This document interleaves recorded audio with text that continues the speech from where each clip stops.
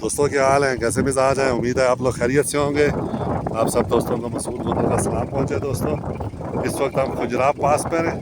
आज 14 जनवरी 2024 है और अभी अभी ये हमारी जो डेवल्स लव है इसमें हम लोग पहुँचे हैं।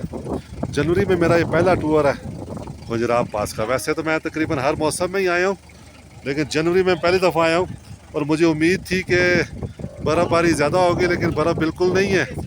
और ये देखें, ये भी खुला हुआ है, क्या कहते हैं, बॉर्डर भी खुला हुआ है। ट्राले आ रहे हैं, इस तरफ ये चाइनीज़ हैं और ये इस तरफ दोस्तों ये हमारा, ये आप देखें बर्फ़ है। रोड बिल्कुल क्लियर है। -13-14 टेम्परेचर होता है यहाँ पे नॉर्मली इन दिनों में। तो आज मैंने अभी देखा नहीं, अभी लगाता हूँ क्या कहते हैं वेदर सेंसर, तो उससे फिर चेक करता हूँ कितना वेदर है।